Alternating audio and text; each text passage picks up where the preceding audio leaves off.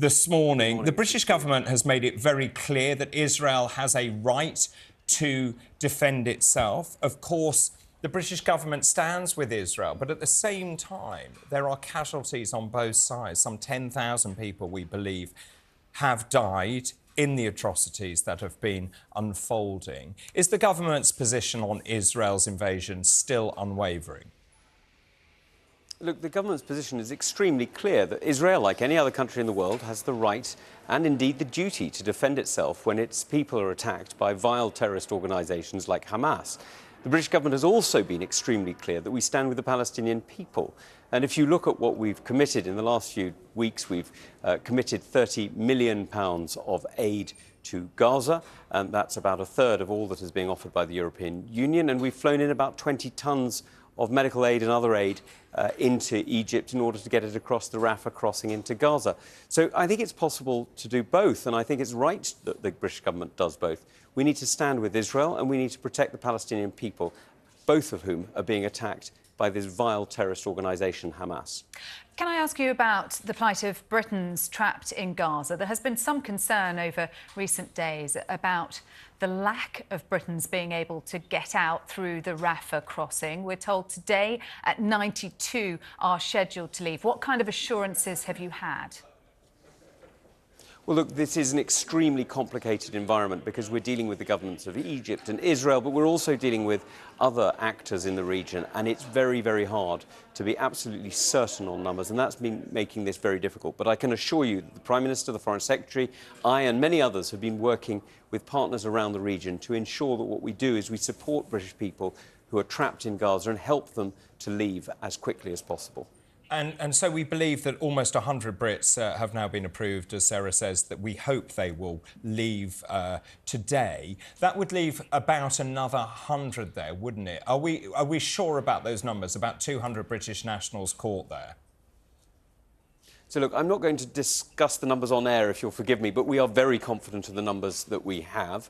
And what we're doing is we're making sure that those British citizens who are either have passports and therefore, very clearly British citizens, or those who are entitled, so perhaps their family, their relatives, have the ability to leave Gaza, to get into Egypt, and from there will be offered the full package of consular assistance that you'd expect.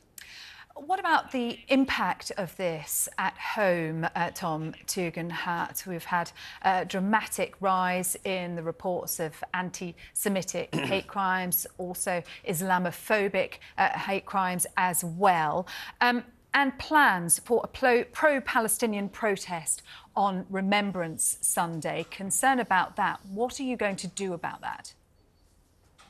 So I've already raised my concerns about any protests around Remembrance Sunday, because for me and for many other fellow veterans, it's a moment of, great pride, but also of grief for those who aren't standing with us on those memorial days and those memorial moments. And so I've raised my concerns with the Mayor, I've raised them with the City of Westminster and with the Metropolitan Police. And I know that the Home Office has been very clear on its position on this. Now, what we need to do is need to make sure that we're protecting all communities inside the United Kingdom. And we put extra resource into doing just that. And we've supported the Community Security Trust for the Jewish community, and we're supporting different individuals across other areas as well. Do you believe the police have enough powers?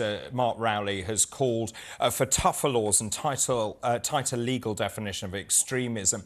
There's a real difference, isn't there, between freedom of speech and incitement to hatred? Look, we all believe in freedom of speech, and it's absolutely right that individuals in the United Kingdom have the right to express themselves in whatever way they feel is appropriate within the law. And that's where the debate comes. And I think Mark Rowley, the Commissioner of the Metropolitan Police, has set out some interesting ideas, and we're always listening to ideas from the police as to how we can improve the law in order to protect the British people. That's an ongoing conversation. You wouldn't expect anything else. And what we're doing at the moment is we're making sure the police are using the powers that they do have, the powers to police protest, the powers to prevent harassment or fear or intimidation, and the powers to make sure that although we, of course, have the right to freedom of expression, the right to protest, we also have the right to go about our daily business and our ordinary days. And for many of us, that Remembrance Sunday weekend, our ordinary business is remembering those who sacrificed so much for our freedom.